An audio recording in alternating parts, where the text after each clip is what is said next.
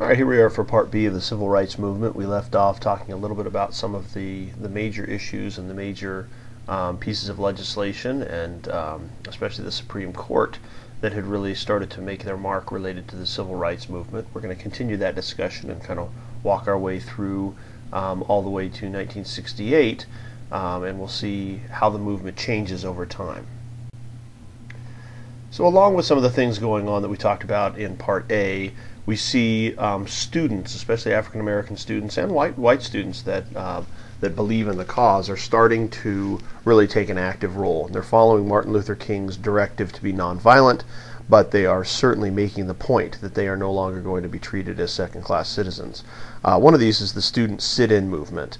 And essentially what happens is that in about 1960, it starts in Greensboro, North Carolina, 4 African American students sit in at a segregated lunch counter. And essentially what they do is they go and sit at a Woolworth's that served lunch that essentially was for whites only.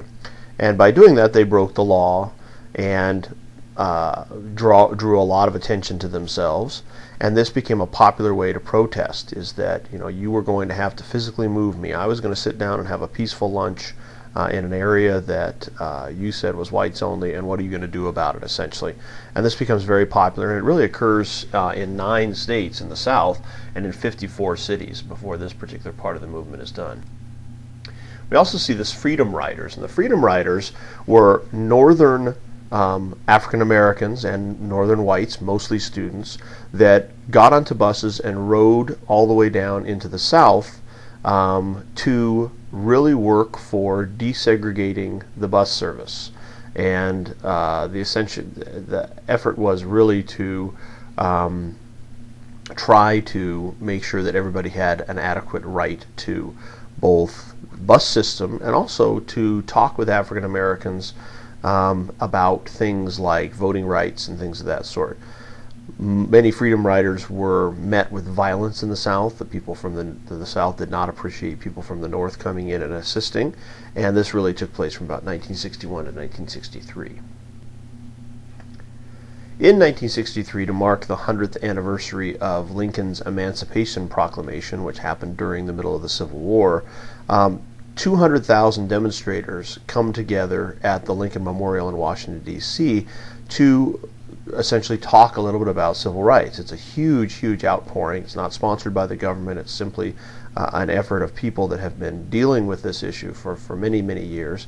And now that it's kind of at the front point of Americans' discussion, this is actually things that people are talking about around their dinner table, they come together to kind of talk about where to go from here. And at this point we have perhaps one of the most famous speeches ever delivered by an American, and that's Martin Luther King's I Have a Dream speech, and undoubtedly you've heard that many, many times. It's an absolutely moving, incredibly motivating speech that talks about where could we go as a nation if we can just get past this segregation. And because of this huge outpouring, President Kennedy at that time helps to push through a civil rights bill through Congress. And so now we're seeing the government really starting to play a role in making some of these changes as well. So let's talk more about that. Where did government come into place? Well, in 1963, not too long after the March on Washington, we see President Kennedy is shot and killed. He's assassinated, and Lyndon Baines Johnson becomes the president. He is a Southerner from Texas, and very, very few people think that he's the man to do the job. But incredibly, he pushes through the most comprehensive law ever passed, the 1963 Civil Rights Bill. And it essentially outlaws segregation in all public places within the United States.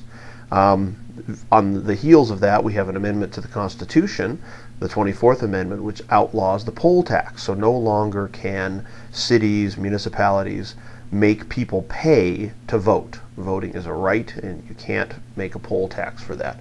So we're seeing some pretty significant movements in terms of government, especially at the federal level. At the same time, we see some changes in terms of the leadership within the civil rights community. We're seeing that we have some slow gains, but African Americans are starting to feel that they want to move at a faster pace. They understand that nonviolence is working for them, but there's such anger and such frustration that a lot of people are suggesting that a more radical approach is needed, pushing it a little further. There's also some that are willing to use violence to protect themselves and to achieve their goals. And one of the places where this is really seen, especially in the 1960s, is by the organization called the Black Muslims, who really preach black nationalism, which is about the separation of whites from blacks to create their own black nation. So now we're moving from segregation into some parts of the civil rights community really talking about that separation again, kind of like Marcus Garvey did around the turn of the century when we talked about him before. The most charismatic of these people that starts to talk about this is a man named Malcolm X. Started off his life as named Malcolm Little, and was kind of a street thug, got himself into trouble, was arrested several times, but had an incredible change of heart in terms of what he could use his life for, and moved away from some of those things to become one of the most eloquent and gifted speakers for the Black Muslim movement and the Nation of Islam, and had a number of incredible quotes to fire up people towards moving radically towards black civil rights, one of which was "Stop singing and start swinging." So a reference to Martin Luther King, the nonviolence, the singing, to start swinging. Let's come out with our fists and get the change we want. Ultimately, he became more moderate, however, but ultimately was also assassinated by members of his own organization that he was kind of splitting from in 1965. This all leads to what's called the Black Power movement. And the Black Power movement is really this coming together of where are we going to go as an organization, as a group of African Americans in terms of fighting for our civil rights. And it's centered around something called the Student Nonviolent Coordinating Committee, which moves towards being more radical and really embraces the idea of black power, which is this kind of this Malcolm X ideal. Violent acts are justified, and the racial and a pride in one's race is espoused. So the idea of you don't have to feel bad about being African American. You should feel proud, you should be confident, and if somebody is not giving you the rights you deserve, violence is okay. It's justified to take those rights. And it really splits the civil rights movement into those that are still following Martin Luther King with the nonviolence piece, and those that are becoming more radical. And a perfect example of the Black Power movement is the Black Panther Party that comes together in the 1960s. In 1968, a event that changes certainly the civil rights era and really changes America occurs, and it happens in April 4th of 1968 in Memphis, Tennessee, when Martin Luther King Jr. is assassinated. He's assassinated by a white man named James Earl Ray, who is in the midst of the assassination. There's been lots of questions and speculations about how this occurred and whether Ray worked alone and whether there was a conspiracy and a number of things. But ultimately what happened is that the most vocal, most recognized leader of the civil rights movement was killed.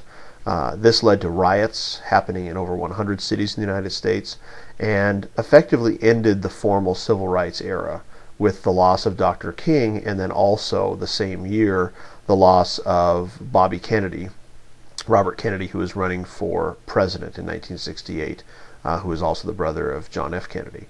So even though the civil rights era is seen to be ended, this assassination galvanizes again the more regular, common white America towards thinking about the fact that here's a man that has done nothing but preach nonviolence, and he was assassinated for it. And so we start to see some fairly radical changes that happen, not only with the era of the 60s as they were, but also because of some of these events. Down the road, we'll talk a little bit about how this kind of civil rights really connects in with women's rights. It connects in with environmentalism, and it connects in with a number of other issues that all come together based on this new radicalism.